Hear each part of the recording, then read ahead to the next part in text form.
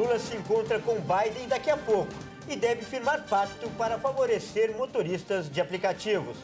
E mais tarde, o presidente brasileiro estará frente a frente com Volodymyr Zelensky, da Ucrânia, em uma reunião cercada por desencontros e polêmicas. E você vai ver também.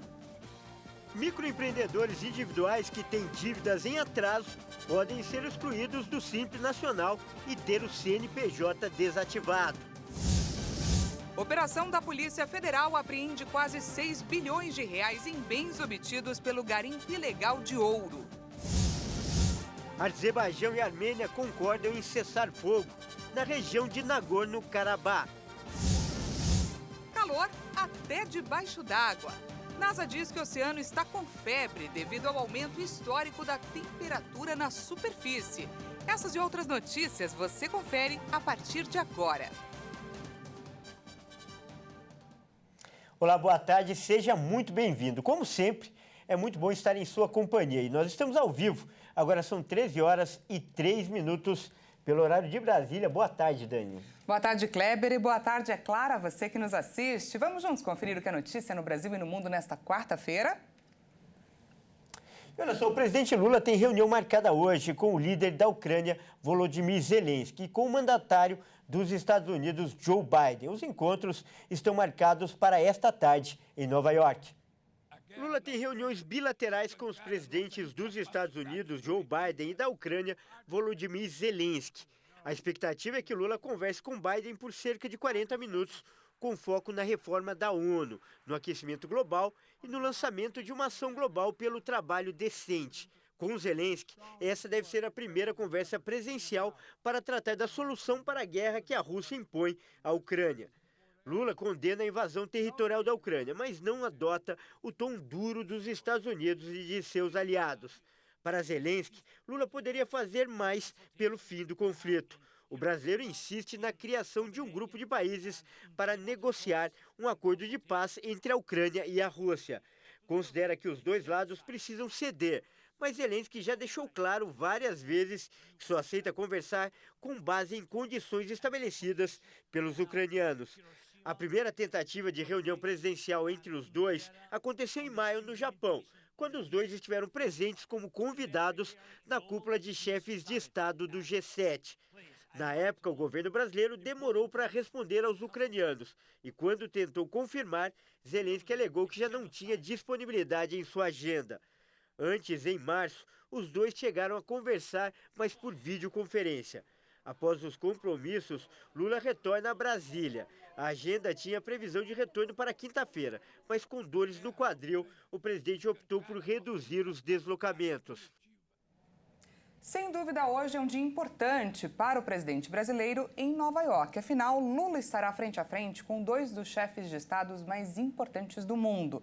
Joe Biden, que é presidente do país mais poderoso do planeta, e Volodymyr Zelensky, que ganhou reconhecimento após o início da guerra na Ucrânia.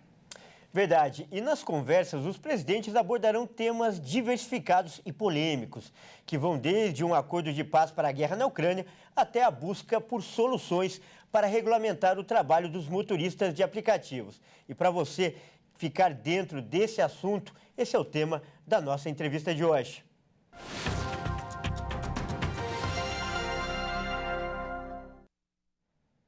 Para conversar, então, sobre o protagonismo brasileiro na geopolítica internacional, a gente conversa agora com Thiago Félix Mattioli, que é professor de Relações Internacionais da FMU. Seja muito bem-vindo, Thiago. Boa tarde, Daniela. Boa tarde, Kleber. Tudo bem? Boa tarde. E olha só, primeiro nós vamos falar sobre o encontro de Lula com o presidente Joe Biden. A expectativa é que seja lançado hoje um documento chamado Colisão Global pelo Trabalho, que deve impactar principalmente, os motoristas de aplicativos. Fala pra gente o que está em jogo nesse encontro. Bastante coisa, né? A relação do Brasil com os Estados Unidos é uma relação que tem muito tempo, tem altos e baixos, e nesse momento é um momento de reconstrução dessa relação com os Estados Unidos sobre bases democráticas, com o governo Biden e o governo de Lula.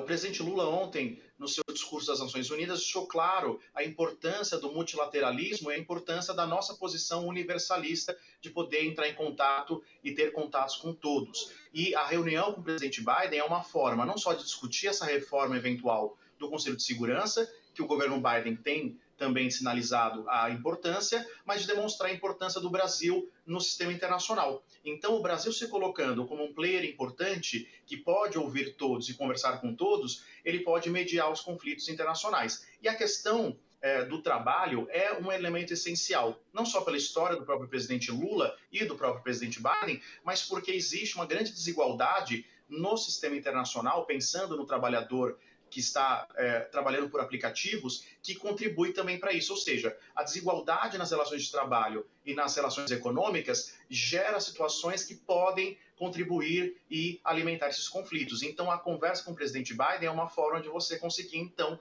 trazer esse tema à baila para que possa ser resolvido ou que sinalize aos demais países caminhos a serem seguidos.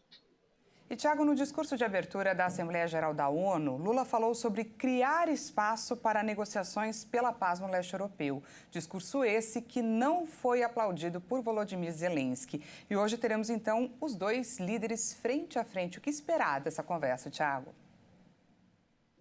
É uma conversa dura, uma conversa complicada. O presidente Lula já indicou que ele vai conversar o que o Zelensky quiser conversar, o que significa claramente o conflito entre a Ucrânia e a Rússia, mas a posição do Brasil é uma posição de equidistância, ou seja, o Brasil não quer nem alienar a Rússia enquanto parceiro importante, parte do BRICS, por exemplo, mas também sem deixar de ouvir a Ucrânia, que é um país que foi invadido e teve a sua integridade territorial ofendida. Mas o Brasil ele não pode se colocar de uma forma em que o seu posicionamento melindre qualquer tipo de relação. Então, o Brasil, querendo ser um player internacional relevante novamente, né? A ideia do Brasil está de volta. Isso significa ouvir todos e tentar participar de forma que a mediação internacional seja a solução para o conflito. Entretanto, o conflito entre Rússia e Ucrânia não é tão simples assim, não envolve exclusivamente a questão territorial, a entrada da Ucrânia na OTAN, existem questões ali mais complexas, históricas, inclusive em termos de nacionalismo, e o presidente Lula, então, nessa conversa, vai tentar demonstrar, até certo ponto, que o Brasil escuta a Ucrânia, entende a Ucrânia, entretanto, ele não pode se posicionar ou oferecer armamentos, enfim, não pode dar o apoio que a Ucrânia espera. E isso não é necessariamente algo negativo, porque a Ucrânia tem uma posição que ela tem que ser protegida, e o Brasil entende que é um sistema multilateral que pode tentar ajudar a resolver essa questão, o Brasil eventualmente se colocando como um possível mediador do conflito. E agora, Tiago, fazendo um balanço de todas essas agendas, como fica a imagem do Lula após essa viagem em Nova York? Existe alguma chance do presidente conseguir reverter as críticas que tem recebido do Ocidente por ter uma posição, digamos, mais branda em relação à Rússia? Ontem na Assembleia Geral, na abertura da Assembleia Geral, o presidente Lula foi ovacionado, ele foi aplaudido múltiplas vezes pelos presentes, tirando o Volodymyr Zelensky, claro. E isso mostra a importância do discurso que o Lula coloca. Então, a partir do que ele falou ontem, das reuniões que estão ocorrendo entre ontem, hoje, e a equipe da diplomacia brasileira, que também tem uma série de reuniões, a posição brasileira sai fortalecida. O Brasil demonstra que, de fato, está de volta ao cenário internacional e se colocando como mediador dos problemas ambientais, trabalhistas, econômicos e, eventualmente, dos conflitos armados. Então, é um saldo positivo para o presidente Lula, mas é um saldo positivo para o Brasil, que volta a ser visto como um intermediador do sistema internacional. Então, a depender do que acontecer de fato na conversa com os presidentes que ainda estão marcados, o Brasil sai muito fortalecido e isso ajuda, nos próximos anos, o Brasil colocar em prática os seus planos nas presidências dos diferentes organismos internacionais que a gente tem assumido. Então, é um saldo positivo para o Brasil e também um saldo positivo para o presidente Lula. Verdade, a gente espera que essas palavras se confirmem na prática. A gente acaba de conversar com o professor de Relações Internacionais, Tiago Félix Mattioli. Muito obrigado, Tiago, pela sua participação. Eu que agradeço, muito obrigado. Até mais. Até mais. E agora a gente volta a olhar de fato aqui para o Brasil, porque o Copom deve baixar hoje o juro básico da economia para o menor nível em 16 meses. Se confirmado, esse vai ser o segundo corte seguido da taxa Selic. A estimativa dos economistas das instituições financeiras é que o Comitê de Política Monetária do Banco Central deve reduzir a taxa básica de juros da economia de 13,25% para 12,75% ao ano. A decisão vai ser anunciada no início desta noite. Se confirmado, esse será o segundo corte seguido na taxa Selic, que começou a recuar em agosto deste ano.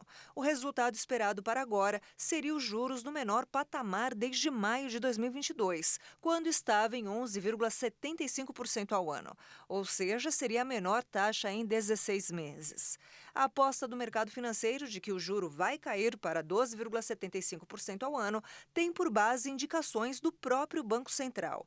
No comunicado de sua última reunião, quando a taxa recuou meio ponto percentual, o Copom informou que poderia continuar promovendo redução da mesma magnitude à adotada naquele momento.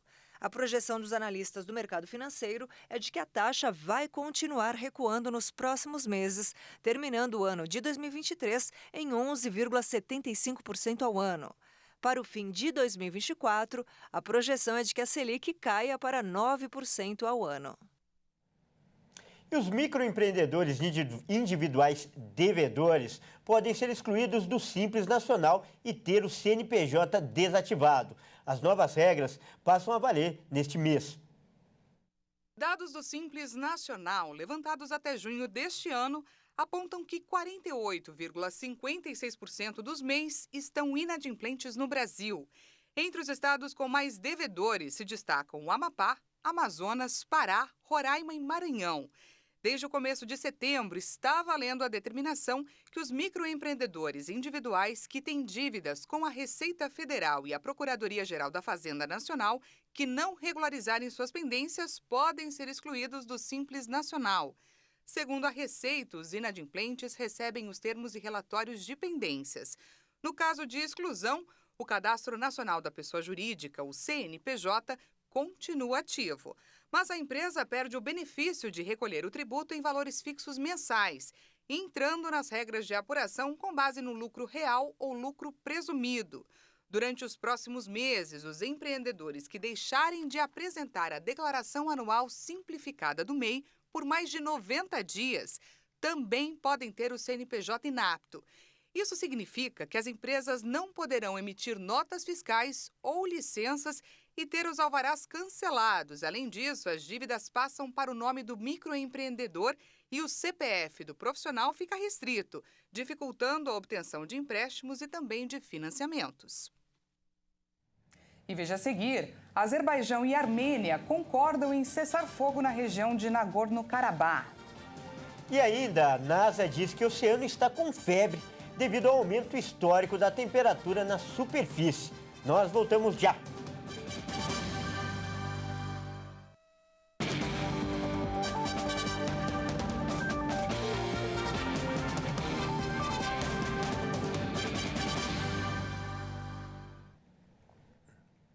Seja bem-vindo mais uma vez, nós estamos de volta e ao vivo, 1h17 pelo horário de Brasília. Voltamos com mais notícias dessa quarta-feira para você.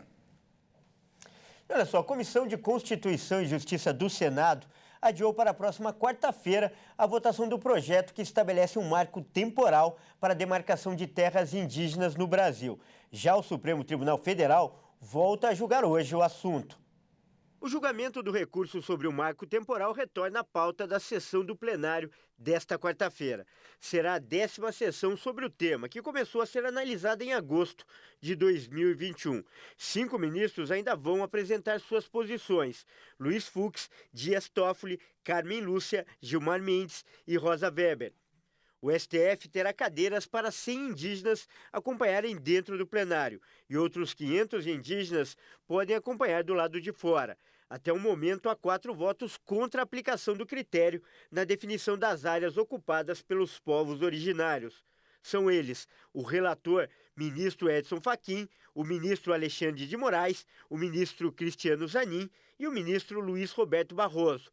E há outros 2 votos no sentido de validar o uso do marco temporal como um requisito para a concessão das áreas de uso indígena. O do ministro Nunes Marques e o do ministro André Mendonça. Além da divergência em relação à validade do marco temporal, os ministros também apresentam soluções diferentes para a indenização de não indígenas que ocupam atualmente as áreas dos povos originários e para a compensação dos indígenas quando já não for mais possível conceder a área reivindicada. A Polícia Federal e a Receita Federal realizam 4 operações contra o contrabando de ouro e o garimpo ilegal em terras Yanomamis. As ações acontecem em 8 estados e no Distrito Federal. As operações miram suspeitos de movimentar quase 6 bilhões de reais contra o garimpo e comércio ilegal de ouro no território indígena. São cumpridos ao menos 4 mandados de prisão e 48 de buscas e apreensão no Distrito Federal e outros 8 estados: Roraima, Goiás, Amazonas, Tocantins, São Paulo, Minas Gerais, Rio Grande do Norte e Pará. 2 das operações acontecem em Roraima, uma delas é a Eldorado. São cumpridos 2 mandados de prisão preventiva e 40 de busca e apreensão nos estados de Roraima, Amazonas, Goiás e Distrito Federal, expedidos pela 4ª Vara Federal da Seção Judiciária de Boa Vista, capital de Roraima. Uma das prisões foi de um empresário, suspeito de intermediar a saída do ouro ilegal da terra Yanomami em Boa Vista. Outro alvo foi preso em um condomínio de casas de luxo em Manaus, suspeito de montar um esquema de remessas ilegais para negociar no exterior o ouro extraído em garimpos. Na operação em Boabas foram cumpridos 2 mandados de prisão preventiva e 16 mandados de busca, além de outras medidas cautelares nas cidades de Manaus, no Amazonas, Anápolis, em Goiás, Ilha Solteira, em São Paulo, Uberlândia, em Minas Gerais, Areia Branca, no Rio Grande do Norte e Ourilândia do Norte, Tucumã e Santa Maria das Barreiras, no Pará. Essa ação identificou indícios de contrabando de ouro para a Europa. A Polícia Federal também atua no Tocantins para cumprir mandados de prisão preventiva e 5 ordens de busca e apreensão na chamada Operação Lupe. Além da exploração ilegal de ouro em terras indígenas e unidades da Conservação Federal, o grupo supostamente promovia a lavagem de dinheiro, bens e ativos. As investigações apontam para o contrabando de ouro venezuelano, que entraria clandestinamente no Brasil como pagamento pela exportação de alimentos por mercados de Roraima e do Amazonas. Vamos agora aos destaques internacionais. As autoridades do Azerbaijão confirmaram um acordo de cessar-fogo a partir desta quarta-feira na região separatista de Nagorno-Karabakh. E amanhã, quinta-feira, devem começar as primeiras negociações sobre a reintegração do território em disputa. O Ministério Azerbaijano da Defesa anunciou, após uma declaração similar dos separatistas, que as forças de Nagorno-Karabakh entregariam as armas e um cessar-fogo entraria em vigor às 9 da manhã no horário local. A presidência confirmou que as negociações vão começar na quinta-feira, depois que as forças do país iniciaram uma operação militar para recuperar a região, que estava sob controle armênio há mais de 30 anos. O comunicado diz ainda que todas as forças armadas armênias seriam retiradas do território. A Armênia disse que não tem tropas posicionadas na região separatista. Os rivais históricos estão envolvidos há décadas em uma disputa pelo território montanhoso dentro do Azerbaijão, que é habitado principalmente por armênios étnicos e policiado por separatistas e por forças de manutenção da paz russas. E o presidente da Rússia, Vladimir Putin, vai visitar a China em outubro. Essa será a primeira viagem internacional após um mandado de prisão pelo Tribunal de Haia. O anúncio foi feito nesta quarta-feira durante uma reunião com o ministro de Relações Exteriores chinês, Wang Yi. Tive o prazer de aceitar o convite do presidente da China para visitar o país em outubro deste ano, no âmbito de um grande evento que promove as ideias do presidente Xi Jinping sobre a iniciativa do Cinturão e Rota.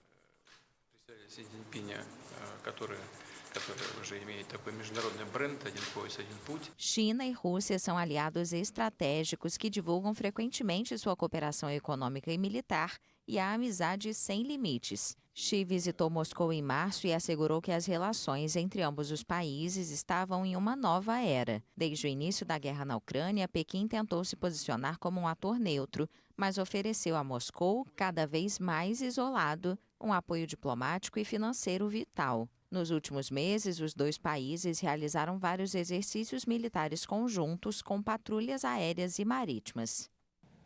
E olha só, todo mundo deve estar sentindo, né? Nos últimos dias está muito difícil aguentar o calor em diversas regiões do Brasil. Em alguns locais, inclusive, os termômetros marcam mais de 40 graus. E com essas temperaturas, eu tenho certeza que muita gente, o desejo de muita gente é estar numa praia para aproveitar e se refrescar um pouco, né, Dani? Com certeza, Kleber, não seria nada mal. Mas o que pouca gente sabe é que enquanto se está lá debaixo do guarda-sol na praia, o mar sofre com essas altas temperaturas. A NASA informou hoje que o oceano está com febre. A temperatura na água está em torno de 30 graus e meio e o motivo foi o verão mais quente da história, o que prejudica a vida marinha e ainda ajuda na formação dos furacões. Vamos ver.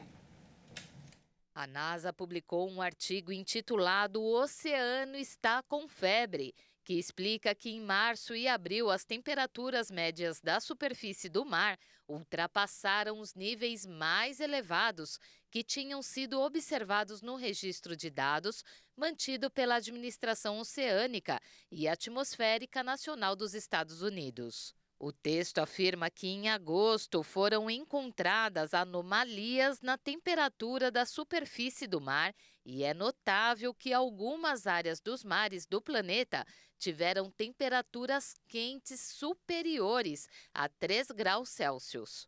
Além disso, são mencionadas mudanças de temperatura nas águas do noroeste do Oceano Pacífico, próximo ao Japão, e do nordeste, próximo à Califórnia e Oregon, nos Estados Unidos. Da mesma forma, diferentes temperaturas foram registradas nos oceanos Índico, Ártico e Antártico. Porto Rico não foi exceção à onda de calor global que está ocorrendo. Desde junho, o Serviço Meteorológico Nacional Americano confirmou novos recordes de temperatura com índices de calor de até 46,6 graus. Alertas de calor extremo começaram a ser emitidos e não pararam desde então.